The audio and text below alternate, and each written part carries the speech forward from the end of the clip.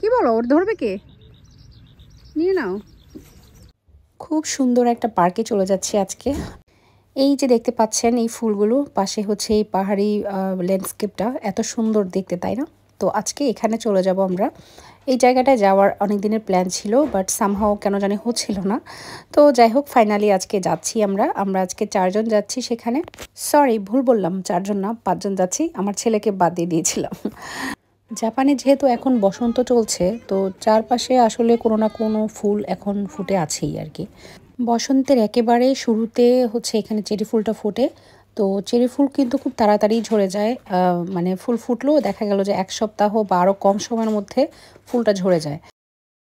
আমরা কিন্তু এখান থেকে দেখতে পাচ্ছি এই যে ফুল দেখা যাচ্ছে। বাই দ্য ওয়ে, আমরা আজকে যে পার্কটা এসেছি এটার নাম হচ্ছে হিতসুজিয়ামা পার্ক, যেটা পড়েছে চিচিবুতে, সাইতামায়।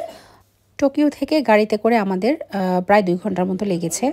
আর এটাতে ঢুকতে হচ্ছে এন্ট্রি ফি মাত্র 300 ইয়েন। চলুন তাহলে এবার ভেতরে যাওয়া যাক।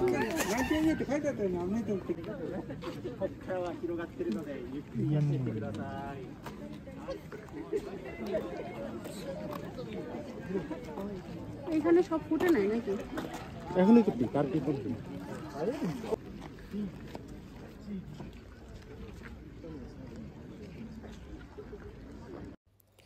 ওয়াও, এই সেই ভিউ যেটা আমি ইন্টারনেটে দেখেছিলাম এবং আমার কাছে খুবই ভালো লেগেছে দেখে, মনে হচ্ছে এখনই চলে যাই।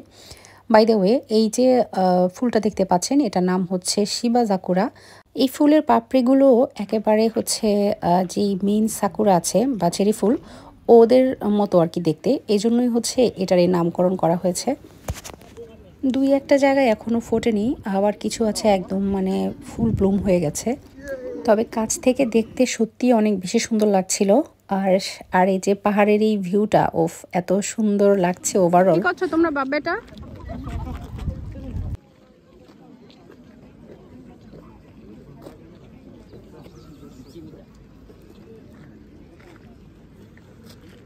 আজকে অনেক বেশি মানুষজন ছিল না, বাট মোটামুটি তাও ভিড় ছিল ভালোই বলা যায়। টুকটাক ছবি তুলে নিলাম, যদিও আমার সাহেবের কাছে মনে হয় যে এই ফুলের কাছে আর কত ছবি তুলবা তুমি। আমি ভাই মেয়ে মানুষ, ফুলই তো আমার পছন্দ হবে বেশি, তাই না?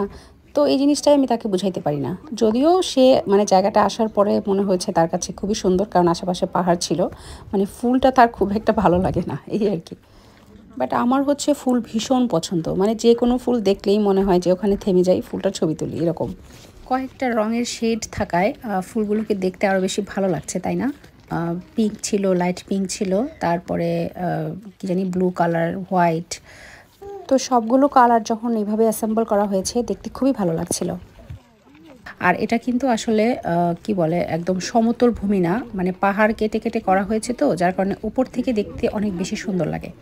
এই জায়গাটার একটা ড্রোন শট তুলতে পারলে অনেক বেশি মানে ভালো লাগতো আর কি আমার কাছে। হয়তো ইন্টারনেট অ্যাভেলেবেল আছে, আমি জানি না। বাট যেহেতু আমি ফুল টাইম ব্লগার না, তো আমার আসলে ড্রোন কেনার ওরকম আগ্রহ তৈরি হয় না। আমি জাস্ট টুকটাক ট্রাভেল করি, যদি মন চায় একটা ভিডিও করে রাখি। আদারওয়াইজ ইদানিং তো মানে ভিডিও করা হয় না আসলে, এত বেশি ব্যস্ততা চলে এসেছে মানে ছেলে আসার পরে লাইফে। ভিডিও করব আবার সেটা এডিট করব বসে বসে, সেই সময়টাই আসলে হচ্ছে না। আর যেহেতু এখন আমি আবার আমার অফিসে জয়েন করে ফেলেছি, তো এখন তো সময় আরও বেশি নাই আর কি। মজার ব্যাপার হচ্ছে, কেউ কেউ যদি শোনে ইদানিং যে আমার একটা পেজ আছে বা আমি ভিডিও বানাই ইউটিউবে, ভিডিও দেই, তো এইটা শুনলে না একটু কেমন যেন একটা লুক দেয়, মানে এমন একটা ভাব যে ও আচ্ছা আপনারও একটা পেজ আছে, এখন তো সবারই পেজ আছে। অনেকে আবার দেখি ফুড আপ্পি টাপ্পি বলেও মজা নেয় আর কি। তো যাই হোক, মানে বিষয়টা হচ্ছে আমার এটা ফুল টাইম পেশা না। আমি হচ্ছে একজন আইটি ইঞ্জিনিয়ার এবং ফুল টাইম জব করছি জাপানে। তো এই এই যে ভিডিও বানানো জিনিসটা একান্তই শখের বশে, এবং অনেককে হেল্প করার উদ্দেশ্যে আসলে শুরু করেছিলাম, যেহেতু অনেকে অনেক কিছু জানতে চান জাপানের বিষয়ে। আর ট্রাভেল ভিডিওগুলো মূলত নিজেদের জন্যই করতাম। বিশ্বাস করেন, আমরা এখন প্রায় বসে বসে আগের ভিডিওগুলো দেখি ইউটিউবে, কোথায় কোথায় ঘুরতে গিয়েছি, এই যে রেকর্ডগুলো থেকে যায়, এই জিনিসটাই হচ্ছে মজার আর কি, পরে নিজেরাই এনজয় করি অনেক। আর আমার কাছে মনে হয় যে যে ফুল টাইম ব্লগিং করছে সে করুক না, এখানে তো ক্ষতির কিছু নেই। আপনার ইচ্ছা হচ্ছে না, আপনি দেখবেন না, বাট মানুষকে খোঁচা মেরে কথা বলা, এই বিষয়টা খুবই বাজে আমার কাছে মনে হয়। আর সবার ভিডিওর ক্যাটাগরি তো সেম না, তাই না? অনেক ভিডিও আছে যেগুলো দেখে আমরা উপকৃত হই। তো যাই হোক, আমরা ফুল দেখে আবার আরেকটা জায়গায় চলে গিয়েছিলাম। এখানে গিয়ে আমরা লাঞ্চটা সেরে নিয়েছি, লাঞ্চ বাসা থেকে নিয়ে গেছিলাম আমরা। রাতের বেলায় তাড়াহুড়ো করে যতটা পেরেছি রান্না করেছি। সকালবেলা দেখলাম আরিফ আবার ডিম সিদ্ধ দিয়েছে, বলে যে ডিম সিদ্ধটা খেতে ভালো লাগবে যেহেতু আইটেম কম।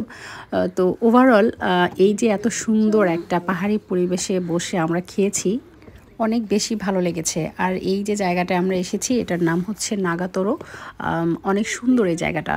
এই যে কি সুন্দর মানে বোটে করে মানুষ যাচ্ছে দেখুন। আমরা চাইলে বোটে উঠতে পারতাম, বাট আমাদের সময় কম ছিল।